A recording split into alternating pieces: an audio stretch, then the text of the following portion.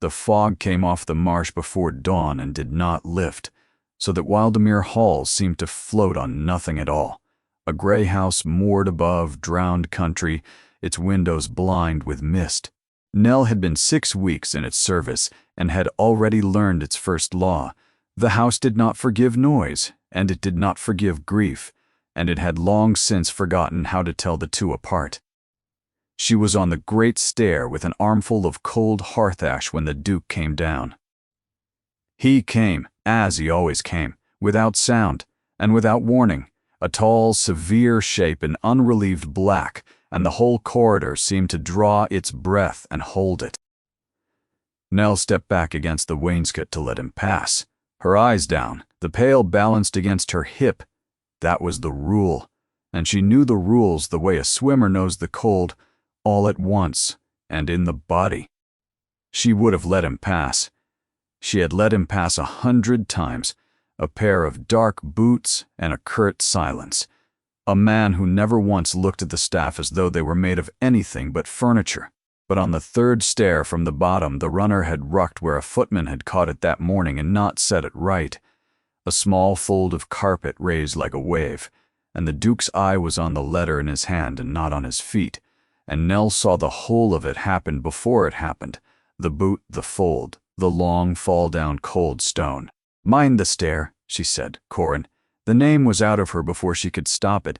It came from somewhere very old, from a place she kept locked, and it fell into the silence of that house like a stone into a well. He stopped. He set his boot down flat, deliberate, and he turned, and for the first time in 6 weeks the Duke of Wildemere looked at her. It was not a kind looking. His eyes were the gray of the marsh water, and there was nothing behind them she could reach. "What did you call me?" The footman at the foot of the stair had gone very still. Somewhere below, a door had opened and not closed. She felt the listening spread through the house like damp through plaster. "I beg your pardon, Your Grace." Her voice did not shake, which surprised her. "The stair, the runner, is loose.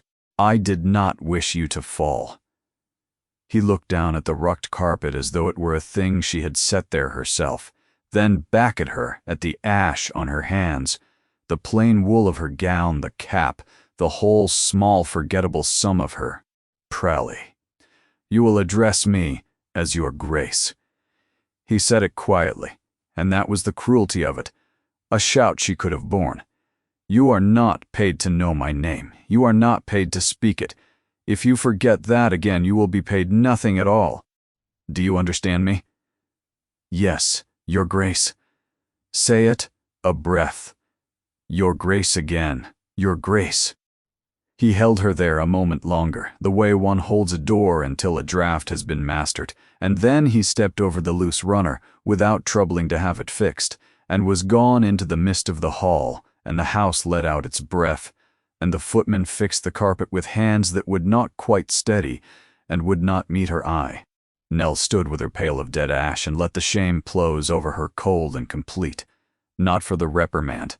She had swallowed worse in 2 years, and would swallow worse again, before she was done here. The shame was for the name. Corin. She had not said it aloud in 11 years, and it had come so easily, as though no time had passed at all, as though she were still 9 years old in the long grass below the old seawall, and he a boy of 14, who had once laughing told her that a duke's son and a builder's daughter might be anything they liked.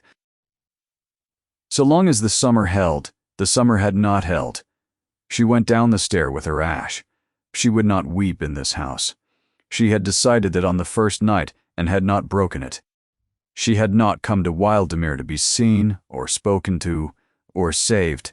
She had come for one thing only, and it was buried somewhere in these cold rooms, and she would find it if it took her a year of Gaseous. She was 3 steps from the servants' passage when the scream came from the mews. A man's scream, raw and short, and then the shriek that answered it, high and savage and not human at all. The house came alive all at once. And every face that turned toward that sound turned pale. By the time Nell reached the mews yard, the under-falconer was on his knees in the mud, cradling his arm, his sleeve torn where the bird's talons had caught him, and no one, not the head falconer, not the 2 grooms, not the steward himself, would go within 10 feet of the open weathering ground where the bird stood. She was enormous for a goshawk, a full, haggard female the color of a thundercloud, barred underneath, like a thing carved from smoke, and her eyes were the pure, mad orange of a low sun. She stood over a torn glove in the churned mud, with her wings half-mantled and her beak parted, and she screamed again, that same shriek that had emptied the house, and every man in the yard flinched as one. "Get the net," said Osric Krail. The steward stood well back by the arch, a lean, silver-haired man in a good coat, and he did not raise his voice, because he never raised his voice. Power that must be shouted, he liked to say, is no power at all. Get the net, hood her, and this time she does not come off the block. His Grace has indulged this creature long enough. She has drawn blood 3 times since the spring. She will be destroyed at first light, and we will hear no more romantic nonsense about it. She were her ladyship's, the head falconer said low. Her ladyship, said Krail, is a year in the ground. The bird is a menace and a nuisance and an expense, and I am the man who keeps the accounts. He turned his head, and his pale eyes found Nell where she stood at the edge of the yard, and something crossed his face, a flicker, quickly folded away, that she could not read and did not like. You, girl, fetch the net from the tack room and be quick. Nell went, but at the tack room door she stopped because the bird had gone quiet. She turned. Vesper had lowered her wings. The mad orange eye had swung round and fixed, not on the men, not on the fallen glove, but on Nell, across 40 feet of muddy yard, with a stillness so total it raised the hair on her arms. The whole yard felt it. The head falconer crossed himself. Afterward, Nell could never say why she did it, except that she knew grief when she saw it, in a beast or a man, and this bird was drowning in it the way the whole house was drowning in it, and she was so very tired of watching lonely creatures be told to be quiet. She set down the net she had not yet picked up. She walked out into the open ground, slow, her hands loose at her sides, her eyes not quite meeting the bird's, and she heard Krail say, "Asterisk, stop, asterisk," in his soft, deadly voice, and she did not stop. "There," she said to the hawk very quietly. "There now. I know, I know." Vesper watched her come. Nell stopped an arm's length away, in easy reach of a beak and talons that had sent a grown man to his knees, and she did not tremble, and she did not look away this time, and she held out her bare wrist, her chapped, red, unprotected wrist, without glove or jess or sense, and she waited. For a long moment the bird only stared. Then, with a shift of smoke-gray feathers and a weight that drove Nell's arm down 6 inches, Vesper stepped onto her naked wrist, folded her wings, and was still. The great head came round. The orange eye, closed now, blinked once, slow, and the terrible bird made a sound Nell had never heard it make, a low, broken, chirring murmur, deep in the throat, almost soft enough to be called weeping. No one in the yard moved. No one breathed. Nell stood in the cold mud with a killing bird asleep on her bare skin and understood, too late, exactly how badly she had erred. She had come here to be no one. To be a plain figure that carried ash and was never looked at twice. She lifted her eyes past the frozen men and the crossing falconer, up to the lit window of the library where a black figure stood watching down at her through the glass perfectly still, and to the steward Krail, closer, whose face had gone the color of tallow, and who was staring at her, not with anger and not with wonder, but with something that on any other man she would have sworn was fear. They did not destroy the bird. No order came to say so. Orders in that house traveled by silence more than speech, and the silence that came down from the library that evening was of a particular kind. The block in the weathering ground stayed empty. The net stayed on its peg, and Vesper, who had suffered no glove but savaged all who tried, was moved without discussion to the small, disused mews under the north wall, which happened to stand not 30 feet from the stillroom window where Nell scoured pans until her hands cracked. Nell told herself it meant nothing. She told herself a great many things in those days that she did not believe. The bird came to her window at dusk. The first evening, it merely sat on the sill and watched her work through the running glass, a pale ghost in the failing light.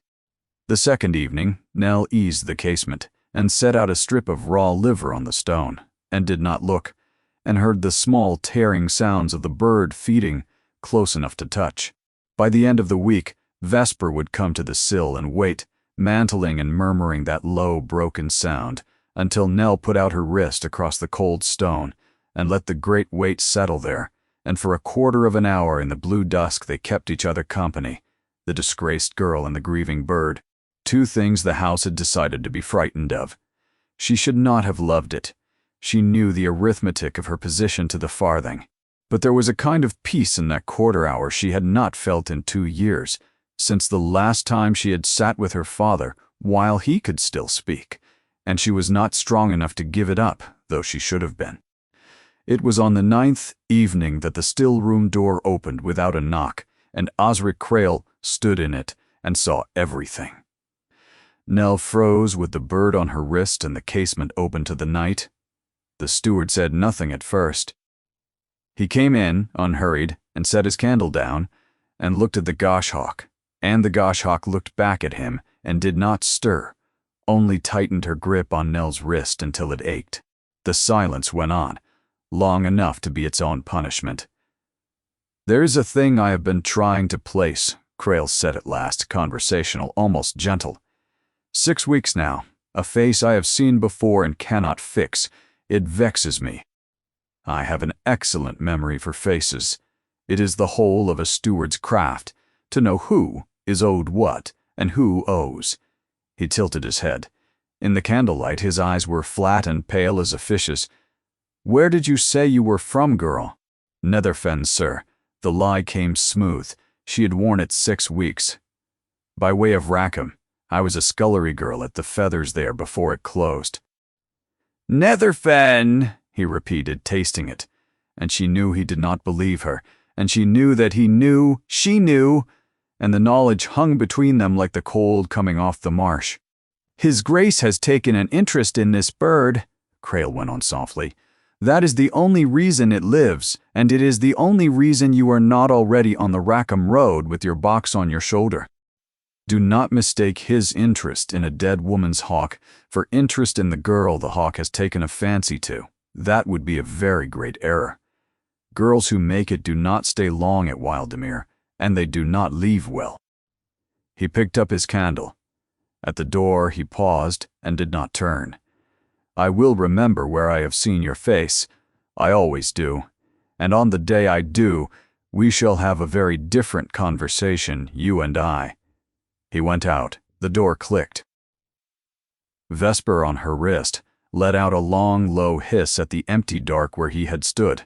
Nell sat unmoving until the candle glow died away down the passage, her heart going hard and slow, her mouth dry as ash, because she had recognized him from the first hour she set foot in this house, though he had not yet placed her, and the day he did would undo everything.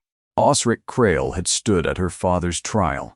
Osric Krail had put his hand on the book and sworn the lie that hanged her father's name if not his neck. And she had come 300 miles and buried herself in gray wool and a false name, and crawled into the very house of her enemies for one reason only. And the man who could destroy her had just promised softly to remember. Her name was not Nell. Her name was Aloan Ashcombe.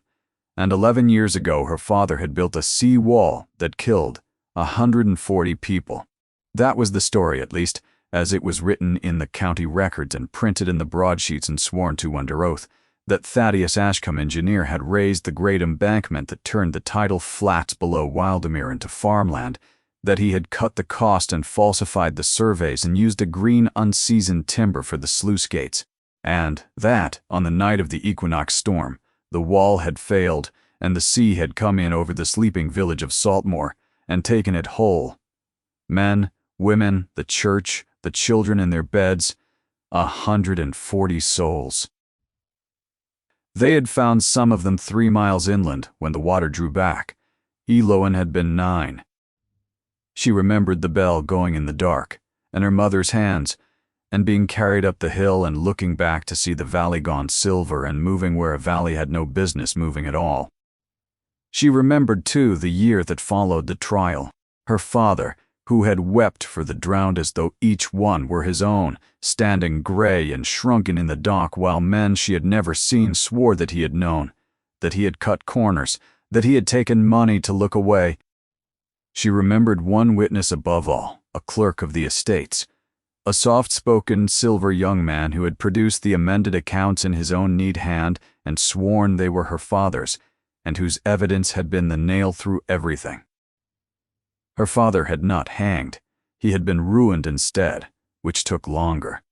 Stripped of his commissions, his name struck from the register of engineers, hounded from 3 towns, dead at last in a rented room in Rackham with his lungs full of winter and his daughter holding his hand. His last words had not been to protest his innocence. They had been an instruction. The gate timber was sound. Eloan, I chose it myself. Someone changed the order after it left my hand, and someone changed the accounts to match. And the man who did it for the Wildemere estate, because the estate wanted the wall cheap, and the blame elsewhere when it failed. The proof was in my copybook, the true survey, the true order, the letter I never sent. I gave it to a man I trusted for safekeeping. Find Bram Halloway. Clear my name, not for me, for the 140. They think a careless man drowned them. A careful man did, then he had died. And Eloan Ashcombe had become no one for 2 years, because no one will house the daughter of the man who drowned Saltmore. The letter had reached her that spring, forwarded through 3 lodging houses, water-stained and a year old. Bram Halloway, her father's old chief of works, retired now and dying himself on a pension in the north, had written to say that his conscience would not let him go quiet into the ground. He had held her father's copybook 11 years, too afraid to use it, for the man who had engineered the lie was powerful and patient and still very much alive. But he had learned one thing more, one thing that changed the arithmetic, the original survey, her father's true survey, the one document that could not be forged or explained away, had never left Wildemere Hall. It had been taken as evidence, entered, and then *quietly withdrawn * before the trial by the estate's own steward, and carried back to the hall, and never seen again. Halloway believed it was there still. Locked away by a man too careful to burn a thing he might one day need, and too arrogant to imagine anyone would come looking. Halloway believed, too, that Crail kept a duplicate of the Duke's own strong-room key as well as his own, for no steward who fears the past leaves a door he cannot open alone. The steward's name was Osric Crail. So Eloan had cut her hair and roughened her hands on purpose with lye a fortnight before she came, and become Nell of Netherfen, and walked into the house of the family her father had died blaming, to find one document in one locked room under the nose of the one man alive who could recognize her face. She had given herself a year. She had been 6 weeks about it, when a dying woman's hawk chose her out of a whole household, and put her in the Duke's own eye, and made her the most watched maid in Wildemere. She lay in her cold cot under the eaves that 9th night, listening to Vesper shift and murmur on the sill she had left cracked for her, and did the sum again, the way her father had taught her to do sums, coldly, to the farthing, feeling nothing until the feeling could do some good. Crail would place her, perhaps in a week, perhaps in a month, but he would. He had built his whole life on remembering faces, and hers was her mother's face, and her mother had been a beauty men remembered. When he placed her, he would not merely turn her out. A turned-out maid could talk. He would need her gone in a way that closed her mouth, a theft sworn against her, a madness, a body in the marsh. She knew what he was. She had watched him drown a village in ink and never blink, which meant the year she had given herself was a fiction. She had weeks. She had, perhaps, until the day Osric Crail woke with her mother's face behind his eyes and a name to go with it. She had to get into the muniment room under the library, the locked strong room where the estate's deeds and evidences were kept, and she had to do it soon, and she had to do it without the Duke of Wildemere, who now watched her from every window, seeing her do it. The Duke, who had once been a laughing boy on a sea wall that still stood. The Duke, whose family had wanted the wall cheap. Eloin turned her face to the cold wall, and for the first time in that house, let herself understand the true shape of the thing she had walked into. That the man she was hunting proof against, and the man whose name she had spoken by accident on the stair, and the man she must not for one instant allow herself to pity, might all turn out to be the same house wearing three faces, and she did not yet know which of them had drowned Saltmore. Outside, on the sill, the hawk went on grieving in the night and did not know it grieved for the same house, and neither, quite, did she. Corin, 9th Duke of Wildemere, had made a study of not seeing things, and he had been, until lately, very good at it. He did not see the empty chair at the long table where his sister Rosamond had sat. He did not see the schoolroom shut up at the top of the house, nor the little boat rotting at the lake edge that she had named the Halcyon Asterisk at 7, and refused, at 17, to let anyone repaint. He did not see the county that no longer dined with him, nor read the letters from the Saltmore Relief Committee that still came, once a year, on the anniversary, addressed in a dead man's institutional hand. He worked. He surveyed his own drainage and audited his own rents and wrote his own boundaries in all weathers, and he did not see, and it had kept him upright for a year, the way a splint keeps a broken thing upright, by refusing at the mercy of collapse. Then a housemaid had said his name on the stair, and he had not been able to stop seeing it since. Corin, asterisk, not asterisk, your grace, not asterisk, my lord.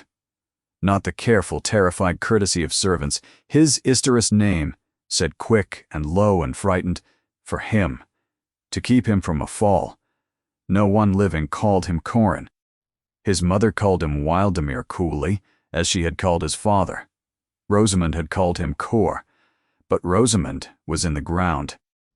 The girl had said asterisk Corin, asterisk, as though she had a right to it, as though it were an old worn thing in her mouth, and then her face had gone white as bone the instant it was out, whiter than a reprimand could account for, the white of someone who has let slip not a liberty, but a secret. He had crushed it, of course. He had made her say the colder word 3 times, because that was what the house required and what he had become. But he had gone up to the library and stood a long while at the glass, and he had been standing there still, hours later, when the screaming started in the mews, and he had watched a slip of a maid walk unarmed across a yard full of frightened men and hold out her naked wrist to a bird that had put a man on his knees that spring. He had watched Vesper, Rosamond's Vesper, who had not suffered a human touch since the day her mistress died, who screamed the house awake at the sound of Corin's own voice as though she blamed him, step onto that girl's bare arm and austerest quiet asterisk, and weep. He had heard, faintly through the glass, the low broken murmur the bird made, and he had felt something tear loose in his chest that he had spent a year nailing shut. He told himself it was the bird. It was easier to feel it about the bird. But he found, in the days after, that he could no longer not see the girl. He saw her now everywhere his study of blindness had formerly hidden her. A spare economical figure on her knees in the north corridor, doing the worst work the house had to give without complaint or sigh. Silent in the library at her dusting while he worked, so quiet he had used to forget her, and he understood now that the quiet was not emptiness, but asterisk, discipline, the fierce held stillness of someone determined to be overlooked, and he knew that discipline, he wore it himself, and it unsettled him badly to see it worn by a scullery girl from Netherfen.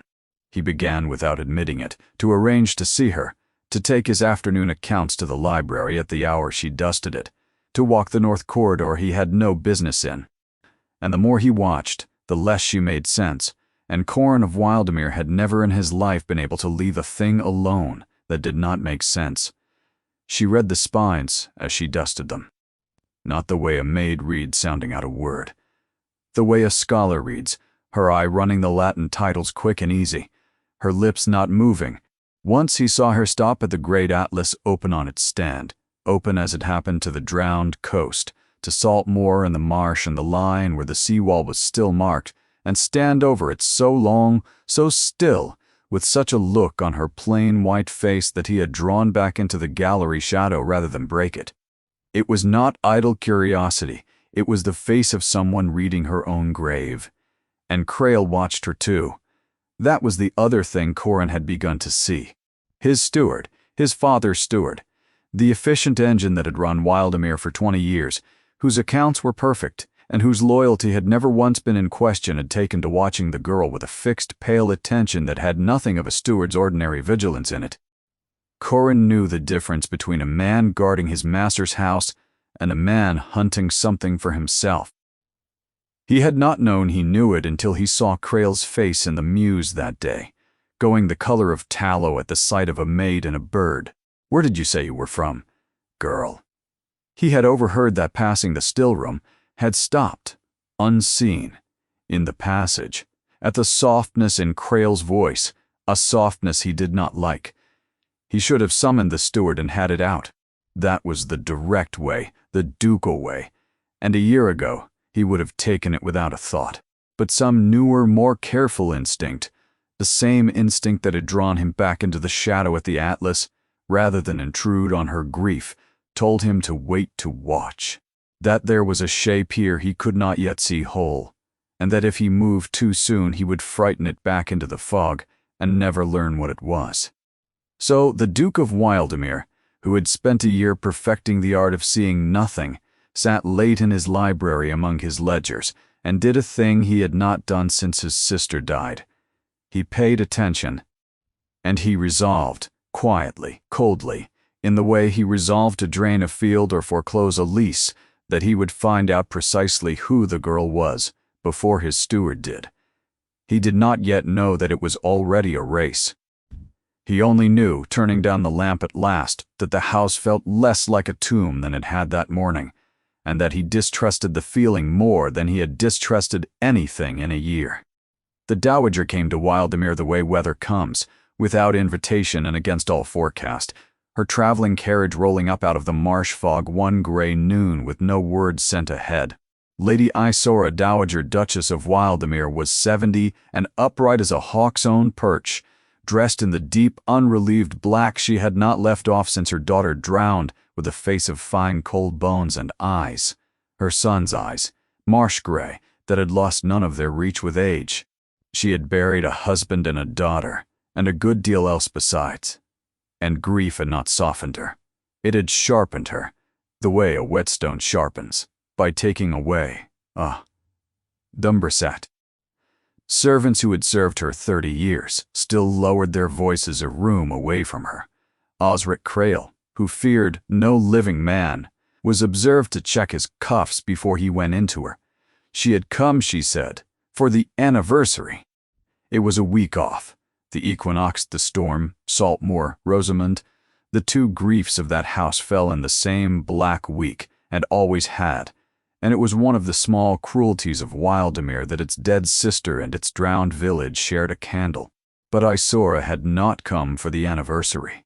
Isora had come because a groom in her northern household had a cousin in the Wildemere mews, and word had reached her by the long underground rivers down which all real news travels, that her dead daughter's hawk, the bird that had screamed for a year and suffered no hand, had gone gentle for a housemaid. And Isora, who believed in very little, believed in that bird. She sent for the maid on her second day. Elowen came with the tea tray and her eyes down and her whole self drawn in small, and set the tray on the low table by the fire, and would have withdrawn. But the dowager said, "Stay," in a voice used to being obeyed by parliaments, and she stayed. "Look at me, girl." Eloin looked up. It cost her something. She felt the old woman's gray eyes go over her face like hands over a coin, reading the worn places, and she made herself blank, made herself Netherfen, made herself nothing. "What is your name?" "No, your grace." "No." The dowager let the words sit, unpersuaded. "And it is you my daughter's hawk has decided to love. The bird is gentle with me, your grace. I cannot say why. Cannot or will not." Isora poured her own tea, which the great do not do, and it was somehow more unnerving than if she had struck her. That bird was Rosamond's shadow.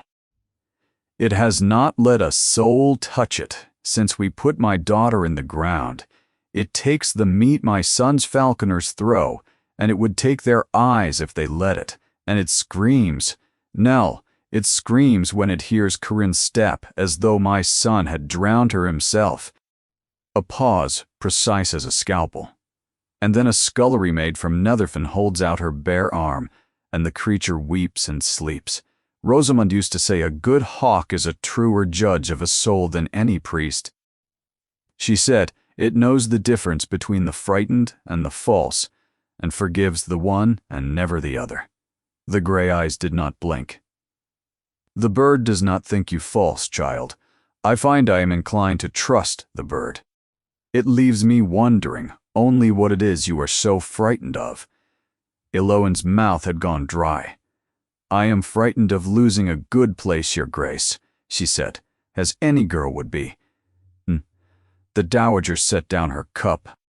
"You lie the way a well-bred woman lies, smoothly and about small things, to guard large ones. A scullery maid lies badly or not at all. She has never been taught the use of it." She reached out, quick as the bird, and took Eloin's hand before she could withdraw it, and turned it over in her own thin, ringed fingers, and looked at the palm, the cracked knuckles, the lie-burns, the raw, new roughness, laid over something older underneath. "These hands have scrubbed for a season, but the shape of them was made, holding a pen, and the wrist has been taught to hold it asterisk. Just so, asterisk." She tilted it, the way a girl is taught who is meant to keep accounts, or draw a fair copy, or letter a plan. "Whose hand taught you to hold a pen like a draftsman? Nell of Netherfen?" For one terrible moment, Eloin could not breathe. The fire cracked. The old woman held her hand in her eyes and waited, and there was no cruelty in it at all, which was precisely why it was the hardest thing she had faced in that house. She could set her face against Crail's soft menace and the Duke's cold word, but she had no armor ready for kindness, and Lady Isora's terrible perception was a kind of kindness, and it undid her far more than the stare had. "My father, your grace," she heard herself say, before she could stop it, and then, catching the fall an inch from the edge, was a clerk. "He taught me my letters before he died." Isora studied her a moment longer, then released the hand, gently, as one puts down a thing one has decided not to break just yet. "Very well. Keep your clerk, and keep your secret. Child, I will not pull it from you by force, it is not my way. And a truth pulled is never worth a truth given." She took up her tea again. "But hear me, since no one else in this house will trouble to say it plain to you. My son is watching you. I have not seen him watch anything in a year. He has made himself blind on purpose, the fool, thinking it strength, and now he watches a maid in a corridor as though she were the first color in a year of fog. And Osric Crail is watching you also, and watching my son watch you, and I have known that man 20 years, and I will tell you a thing about him for nothing. Crail does not fear scandal, and he does not fear ruin, but he fears the past, Nell. I have seen it on him twice in my life, and I saw it on him yesterday when he looked at you. Whatever it is you carry, and you carry something, the bird knows it, and now so do I. That man is frightened it will surface. And a frightened, careful man is a far more dangerous thing than a cruel, careless one. She lifted her cup, and her gray eyes went to the window, to the fog, to the drowned country beyond it, where the anniversary candle would burn in a week. You may go, child, but when you are ready to set that burden down, and you will be, we all are, in the end, you would do better to set it down before the bird, or before me, than to let Osric Krail take it from you in the dark. He will not be gentle. He never is.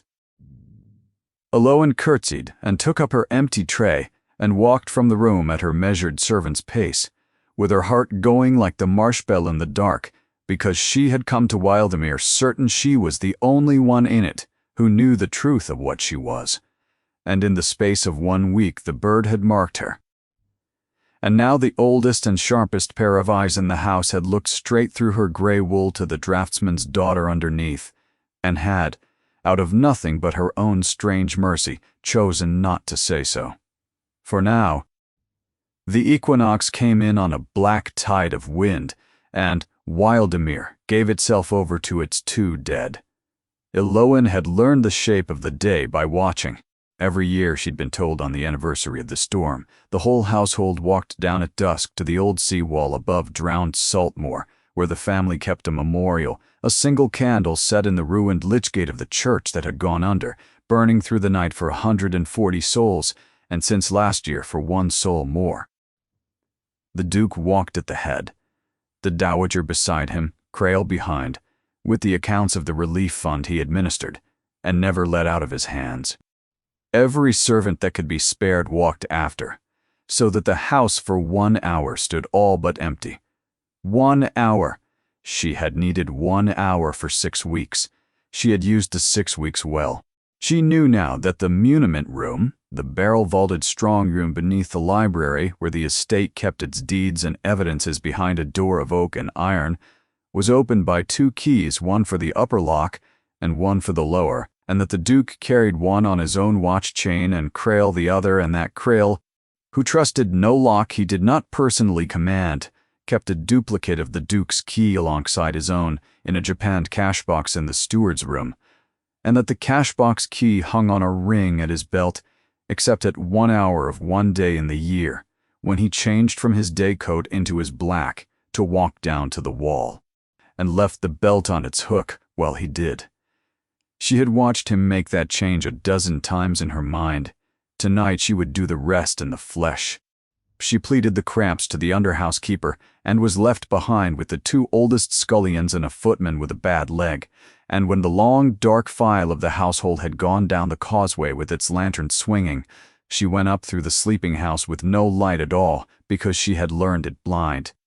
The steward's room gave to a picklock made from a mending bodkin, her father's trick, taught as a game when she was small and the world was safe. The belt hung on its hook. The cashbox key came off the ring cold and heavy in her palm, and the box opened, and there, in a nest of red tape, lay the 2 muniment keys, side by side, Krail's own, and the duplicate of the Duke's that Halloway's letter had sworn would be there. She took them both. For a moment she stood in the dark with her father's death and her father's vindication together in her closed hand, and then she went down. The library was a well of black. Beyond the far shelves, behind the curtained arch where the spiral dropped to the vault, the iron door waited. She went down the spiral and set her stub of candle on the flags, and put the first key to the upper lock. It turned with a groan she felt in her teeth, the second key, the lower lock. But it fought her a long, sweating minute, while the candle guttered and her heart climbed into her throat, and then it gave, and the iron door swung inward on a breath of dust and old vellum, and the specific dead cold of a room that is opened once a year. Inside, shelves of deed boxes, black tin, each lettered in Krail's neat white hand. She had, she reckoned, a half-hour left. She ran the candle along the labels, leases, manorial, advowson, tithe, asterisk, and then, lo, in the corner, a box lettered not by place or right, but by a single year, the year of the storm, and beneath it, smaller, 2 words that stopped her breath, asterisk, Saltmoor, evidences, Her hands were shaking so badly she could barely lift the lid.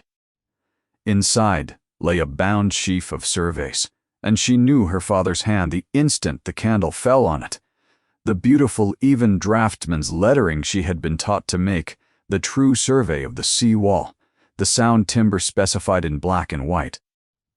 Withdrawn from a court 11 years ago, and buried in the dark ever since by the man who had forged its replacement, it was here. It was real. It was in her hands, and it would hang Osric Crail and lift her father out of his pauper's grave, and give 140 drowned souls back the truth of how they died. She was weeping without sound, and did not know it. She folded the survey against her breast beneath her gown, and closed the box, and turned to climb back to the light, and light was already there. A lantern at the head of the spiral stair, and behind it a tall black shape she would have known in any darkness on earth. And the Duke of Wildamir's voice came down to her quiet and terrible in the vault where his family kept its secrets. "I wondered," said Corin, "who would come. On this, of all nights, I did not think it would be you. We'll pause here a moment. If this story is holding you, take a second to subscribe so the next chapter finds you. And tell me in the comments before you read on, which of them do you trust? Now, down in the vault, the Duke came down the stair. He came down slowly and set the lantern on the deed box nearest the stair, and its light filled the vault and left them nowhere to hide from one another. She had backed against the shelves. Said, the survey was against her heart, under wool, and she pressed her arm across it, though it was far too late for that. He was between her and the only stair.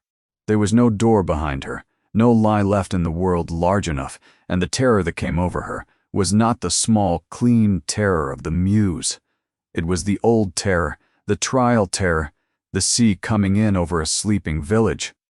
"Your Grace," she said. It came out steady, which was its own kind of miracle. "I can explain nothing that would content you. I am in your muniment room with your keys.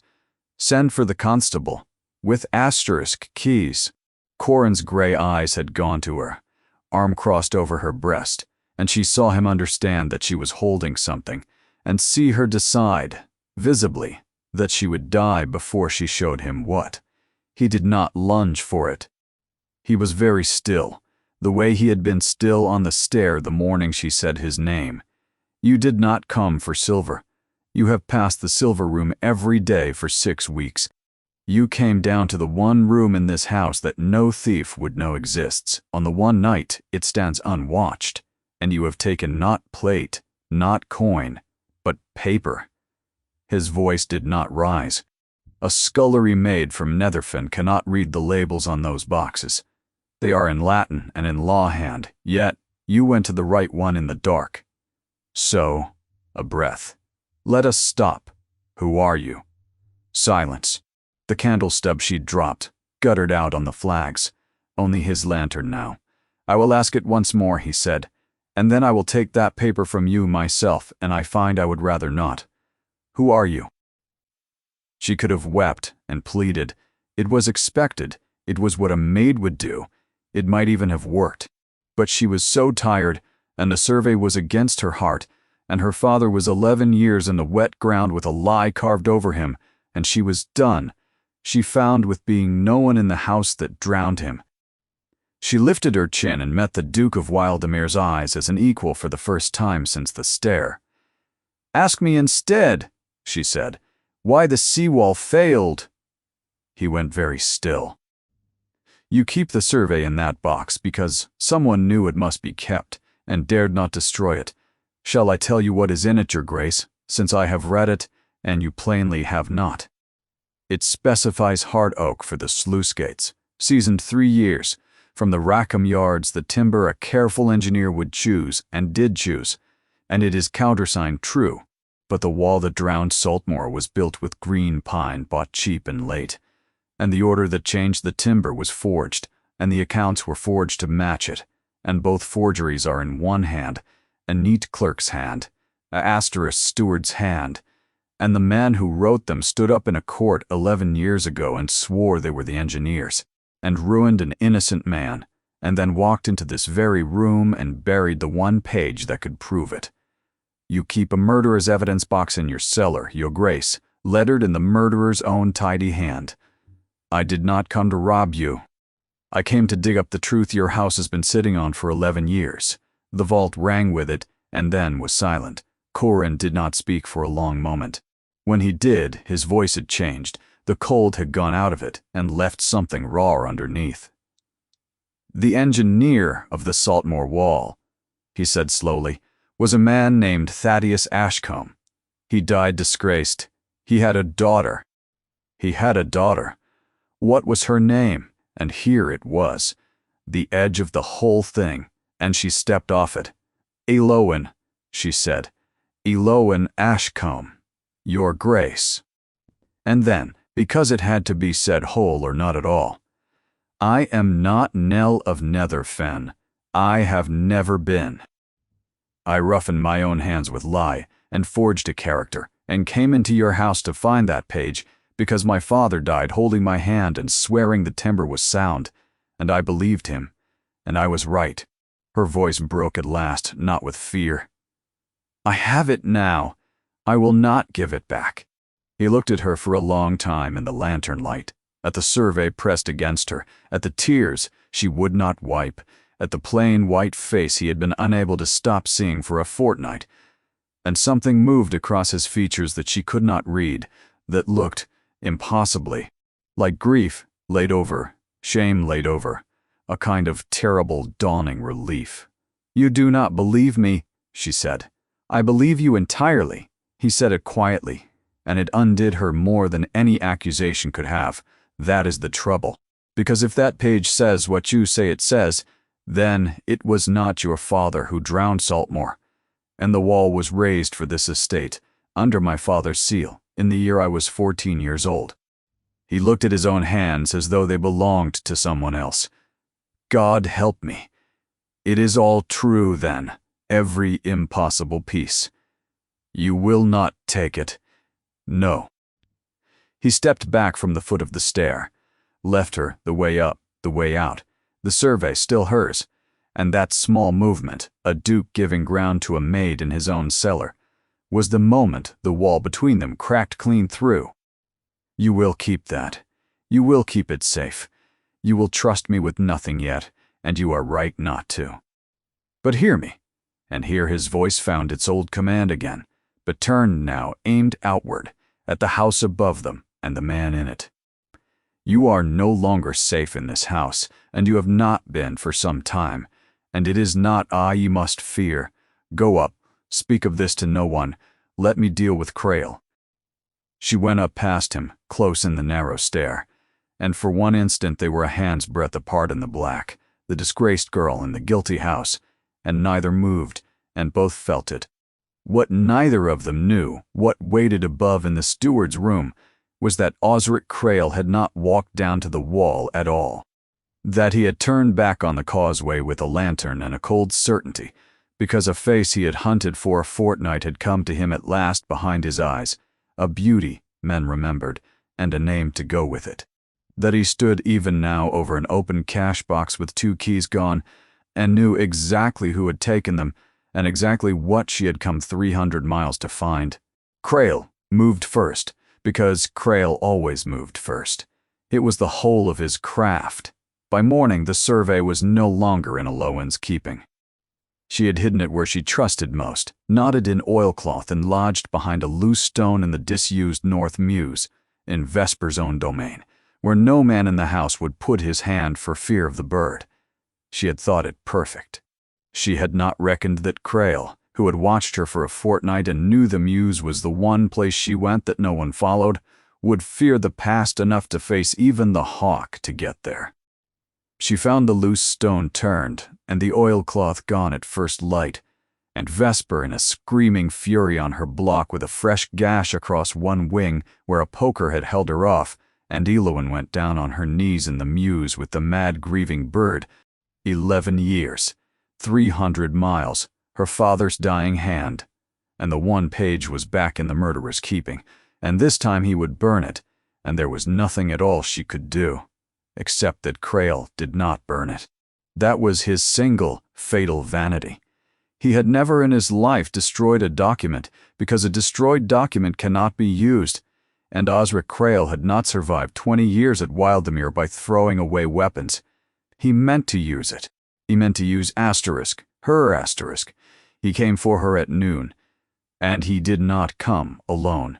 He came with the under-housekeeper as witness and a constable summoned up from Rackham, and he laid it out in the great hall in his soft accountant's voice, while the household gathered at the edges to watch, that the maid calling herself Nell was an impostor with a forged character, that she had been discovered. He had discovered her himself, picking the steward's locks and rifling the estate's muniments in the dark of the anniversary night, that she had stolen documents of value from the strong room which he had recovered, and that she was, moreover, a person of notorious antecedents, the daughter of the criminal Ashcombe who had murdered 140 souls at Saltmoor. Come back under a false name to do this house further injury. Search her box, he said. You will find the tools, and look into her character. You will find every word of it forged. She is exactly what her father was. A liar who wears a fair surface overwrought. His pale eyes rested on her, and there was the old fear in them still, but mastered now, turned to a blade. Take her to Rackham jail. We will let the assize have her.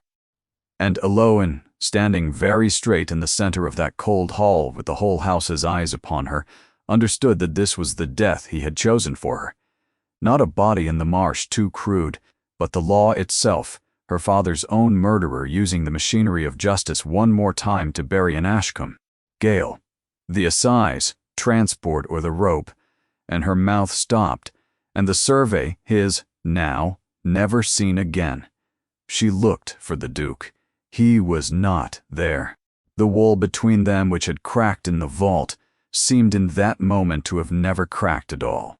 He had told her to trust him with nothing, and she had, in the end, trusted him with everything, simply by not running in the night, and he was not there, and Crail's constable had a hand on her arm. Your Grace. She said it to the empty head of the hall, to the great chair no one sat in, because there was no one else left to say anything to. Not a plea, a record. For what it is worth, I told you the truth, and it was the truth. Yes, said Corin from the gallery stair. It was. He came down into the hall in his black, unhurried, and the household turned to him as flowers turn, and Crail's face did a thing Eloin had waited 11 years to see. It flickered. Release her, the Duke said to the constable, and the man let go as though she had grown hot. Mr. Crail, you have laid a great many charges. Let us take them in order. He descended the last stair and stood level with his steward, and though Crail was the taller, the hall somehow no longer thought so. You say you discovered this woman in the muniment room on the anniversary night. That is curious. Because I discovered her there, being myself in the room, having turned back from the wall as you claim you did. You were not in that vault. I was. So either you have sworn a falsehood to a constable in my hall this morning, or you will tell me, now before all these people, how you came to know precisely what was taken from a locked room. You say you never entered. The silence in the hall was total. And you have named her father a murderer, Corin went on, softer, deadlier, with a confidence I find I no longer share. So I will ask you one plain question, Osric, and I will have a plain answer. The documents you say you, recovered, from her this morning, produce them here. Now, let this constable in this house see what an honest steward troubles to hide, and why he went behind a savage bird at first light to hide it. Crail did not produce them. It was the smallest thing, a half-second, a hand that did not move toward a coat, but the whole hall saw it, and the whole hall understood it, in the way a household understands everything, without a word said, and the ground shifted under 20 years of the steward's power all at once. They are estate papers, Crail said. Confidential. It would not be fitting. I am the estate, said the Duke. Bring them to the library within the hour, every page, or I will have this constable search the steward's room instead of the maid's box, and we shall see whose linen hides what. He turned from Crail as though the man had already ceased to exist, and for one instant, one only, his gray eyes met Eloin's across the hall, and there was something in them she would carry a long time. An apology, and a promise, and a warning all at once. Then the mask came down again, the ducal cold, because the hall was watching and hers was not yet a name he could speak here. The woman remains in this house under my protection until this is resolved. Mr. Crail, the hour is running. He walked out, and Eloin stood saved and unsafe in the middle of the hall, the wall back up between them where the whole world could see it, and thought, he has bought me an hour. He has bought us both an hour. And Osric Crail has never in his life needed more than one. Crail did not bring the papers within the hour. Crail was gone within the half-hour, a horse taken from the stable without leave, the Rackham Road, and with him the survey, and, worse, the account book of the Saltmoor Relief Fund that he had administered untouched for 11 years. Corin understood the flight before the groom had finished stammering it. A man does not run from a false charge. He runs from a true one, and he takes with him the only ledger that can be made to tell where 11 years of a drowned village's charity had truly gone. But Crail, for all his care, had made the one mistake that careful men make. He had assumed the danger was only the page the girl had found. He had forgotten what a duke keeps that a steward cannot touch. Corin went down into the muniment room alone, with his own key and his own memory, and this time he did not look for the estate's papers. He looked for his father's. The late Duke had been a man of relentless record, and in the deepest tier of the vault, in a deed box lettered in a hand Corin knew as well as his own, he found the private letter books of the years when he himself had been a boy of 14, laughing on a seawall in the summer that a builder's daughter would remember 11 years longer than he had. He read them standing, for 3 hours, until the lantern burned low, and each page took something from him that he would not get back. It was all there, in his father's own confident hand, not a monster's confession, which would have been easier, but something worse. The ordinary arithmetic of a great man who had decided that a wall to reclaim 400 acres of profitable marsh need not cost what the engineer said it must. Ashcombe grows tiresome about the timber. Have told Crail to see the estimate reduced by whatever means. A wall is a wall, asterisk. And later, colder. Crail has managed the timber question. I have not asked how and will not. He is a useful man who understands that a thing done need not be a thing known. Asterisk. And after the storm, after the 140, in a hand that shook for the first time in 40 years of letters, God forgive us. Crail says, the papers are secured and the engineer will answer for it. I find I cannot look at the sea. Let it be Ashcombe's. Let it never be ours. There it was, not Crail alone. Crail had forged the order and sworn the lie, but Crail had done it on the late Duke's instruction to save the late Duke's money, and had then been permitted, encouraged, to hang it all on an innocent man, so that the name of Wildemere might walk clean away from 140 graves.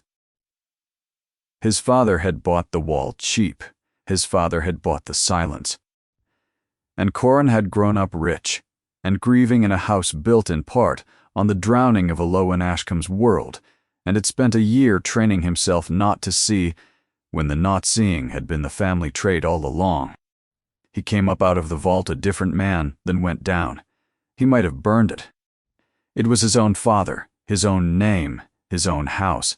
No one living but he had read those books. A match would keep the Wildemere name spotless, and let the whole weight fall on the vanished Crail, and Eloin would still be cleared, and Corin need never say aloud the thing he had just learned. It would have been so easy. It was, he understood, exactly the choice his father had made, in this room, at this desk, 11 years ago. He did not make it. He carried the letter books up to the library and set them on the great table beside the empty space where the survey had lain, and he rang the bell. And when the footman came, he said, in a voice that had put away the last of its coldness, "Send to Rackham. I want a magistrate, not a constable. Sir Henry," he knew my father so much the better, "send riders on the North Road after Mr. Crail. He cannot have reached the county line. And send, the smallest catch, send for the Dowager." And for Miss Ashcombe, the footman blinked at the name he had never heard. "The maid," Corin said. "Bring the maid. It is time she was called by her own name in this house." Then he stood alone at the window over the drowned country, the man who had learned at last to see, and looked down the gray miles toward where a single burnt-out candle stood in a ruined lychgate over 140 souls, and understood exactly what clearing her father's name would cost his own, and chose it anyway with his eyes open, which his father never had. Behind him, on the sill, a wounded hawk with a bandaged wing settled and was quiet, as though something in the house had finally come right. They caught Crail at the Rackham Turnpike with the survey in his saddlebag and the relief fund ledger sewn into his coat, and by the time Sir Henry the magistrate sat down in the Wildemere Library the following noon, there was nothing left for anyone to do but read aloud what could no longer be hidden. Corin did it himself. He would let no one else. He read his father's letter books into the record in a level voice while the magistrate wrote, and Crail sat gray and shrunken under guard, and the Dowager sat very straight, with her dead husband's confession filling the room. And he read the true survey last, Thaddeus Ashcombe's sound honest work, the hard oak specified in a dead man's beautiful hand. And when he had finished, he laid it down and said, for the record, in his own house before the law, "The wall that drowned Saltmore was built cheap, by the order of my father, the late Duke, and the fraud that hid it, and the perjury that hanged the blame on an innocent man, were the work of Osric Crail, this estate's steward, at my father's bidding and to this family's benefit. Thaddeus Ashcombe was guilty of nothing but building it true. I ask that the record be corrected, that his name be restored in full, and that whatever the law requires of this house for its part be required without softening. I will not have it buried again.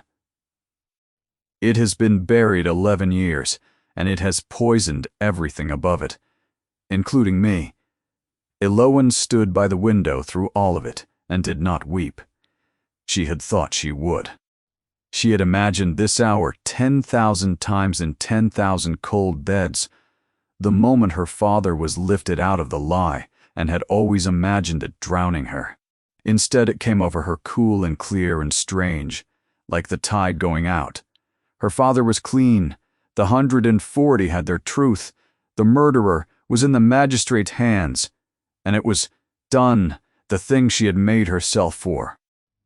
And with it done, she felt the self she had been made into begin, quietly, to end. The magistrate rose.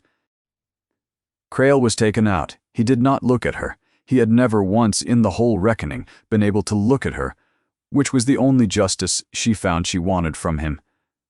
Sir Henry made his bows.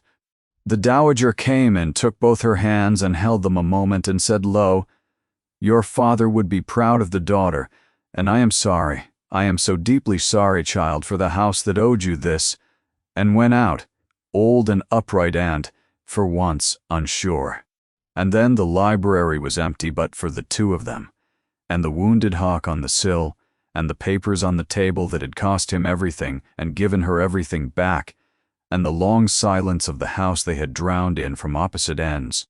Corin came round the table. Whatever the coldness had been, it was gone. His face was open and younger and unguarded in a way she had never seen, not even on the sea wall when they were children. Elowen, her name, her true name in his mouth.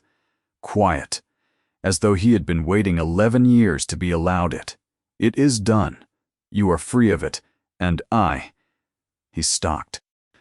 He was not a man who had ever had to find words for this. He had spent his life refusing them. I have thought only of how to say this, and I can find no way that is not clumsy. So I will be clumsy. I do not want you to go. When my father took your world, he took mine as well, though I was too much a child, and then too much a coward to know it.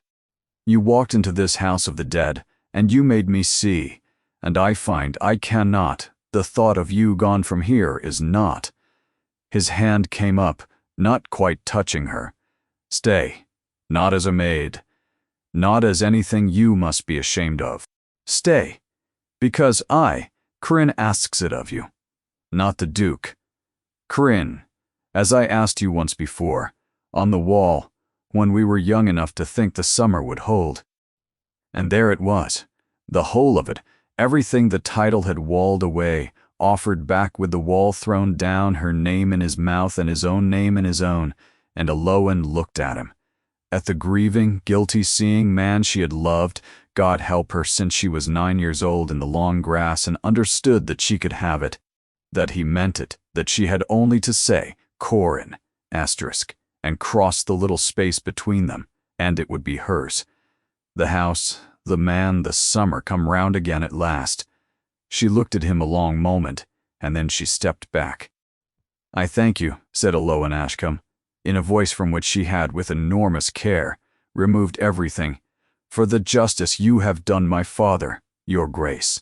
It was more than this house has done in 11 years.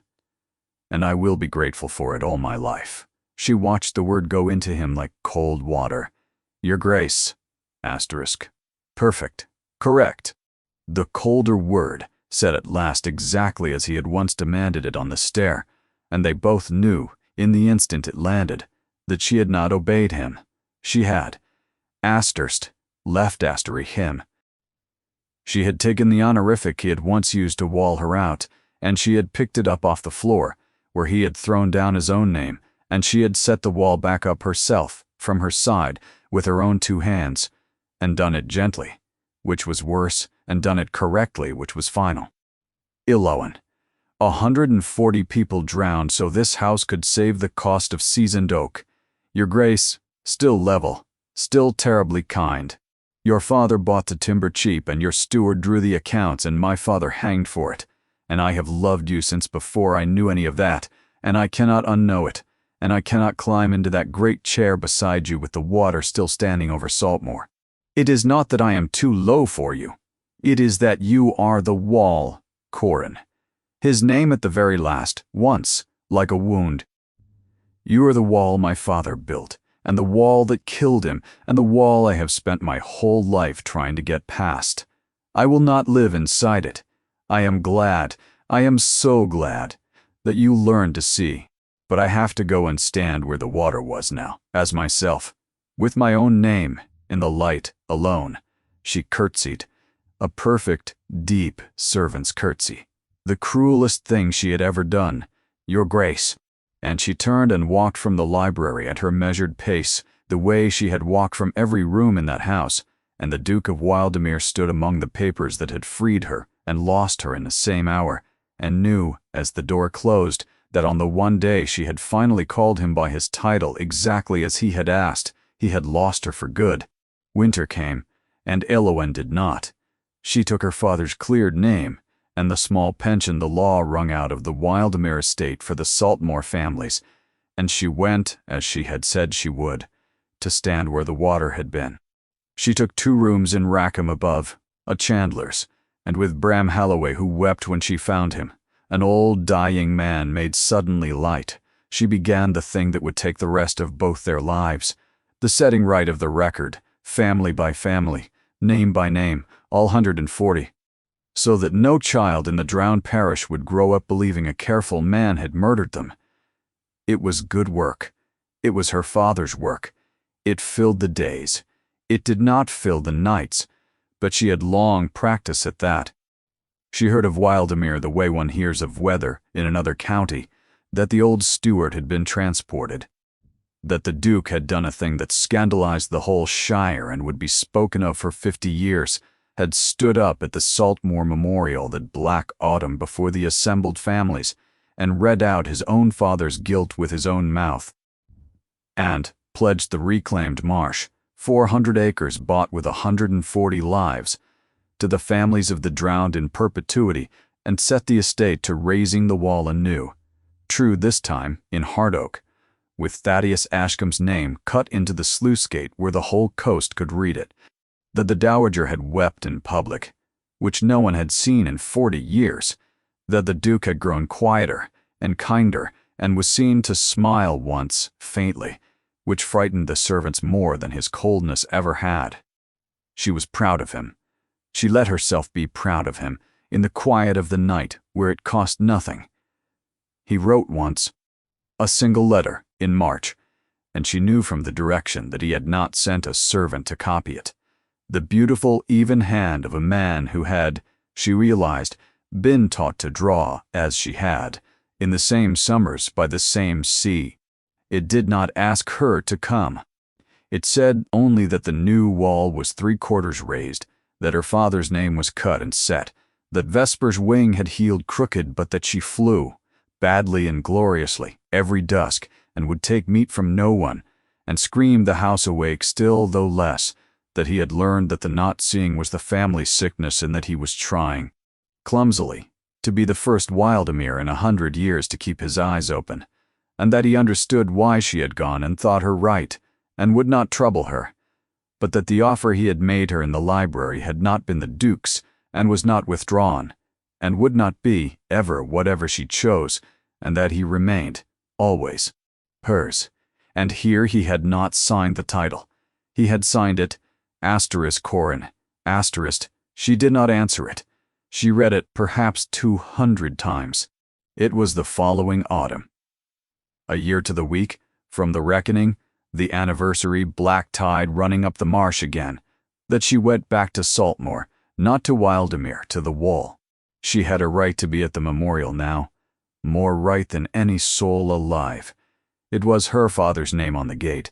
She walked down the causeway at dusk with the drowned families who knew her now and made a path for her, and she came to the ruined lych gate, where the one candle burned, and beside it, cut fresh and deep into the new hard oak of the rebuilt sluice, she read, This wall was built true by Thaddeus Ashcombe, and built true again in his memory.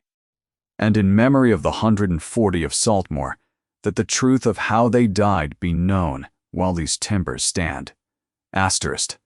She was still standing before it when she felt the change in the air behind her, the old animal knowing, and turned, and Corin was there. He had come down alone at the tail of his own household, in the black he wore for this week, older by a year, and quieter. And he stopped a little way off as though she were the hawk and might startle, and he did not bow, and he did not say her name, and he did not say anything at all. He only stood, at a careful distance, and let her decide the way she had once walked slow across a muddy yard with her hand out, and let a grieving thing decide. And above them, and the last of the light, something came crooked and glorious, down the wind, a goshawk flying badly and beautifully on a wing that had healed wrong and folded and dropped, and settled with a weight they both felt on Alohan's offered wrist, and made its low broken murmur, and was still, and had chosen, again in front of him, exactly as it had chosen the first day. Elowen looked at the bird. She looked at the wall with her father's name in it. True, at last the water gone out for good. She looked at the man who had drowned her world and cleared her father, and read his own family's guilt aloud in the open air, standing there, in the dusk at a careful distance, with his eyes open, waiting, asking nothing, hers. I have been standing where the water was, she said, for a year, in the light as myself, alone, a long breath, the marsh wind in it. I find I have finished being alone. She crossed the little space between them, with the hawk on her wrist and her chin up and her own name whole in her at last, and she stopped close enough to see his eyes. And the wall was not there any more. She had left it in the library a year ago, and neither of them had rebuilt it, and she gave him the only word that had ever mattered between them, the word from the long grass and the summer that had, after everything, held. Corin. She watched it go into him like the first warmth of a year and undo him, and the severe gray eyes filled, and the almost smile she had heard the servants speak of came, and then went past itself into something whole and breaking and glad. He did not seize her. It was not his way, and it did not need to be. He lifted his hand, and she met it, wrist to wrist over the hawk, the way one greets something wild that has come in at last from the cold, and they stood so a long time above drowned Saltmoor with the candle burning for the 140, and the sound wall standing true behind them and the crooked glorious bird asleep between their joined hands. He never made her say the colder word again. She never wished to.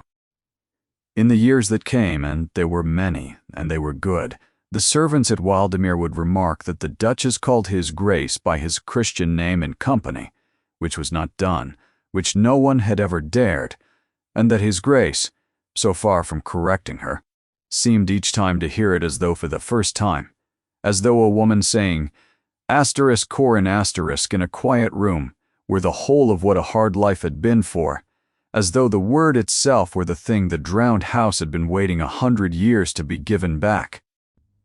He had told her once on a cold stare that she was not paid to know his name.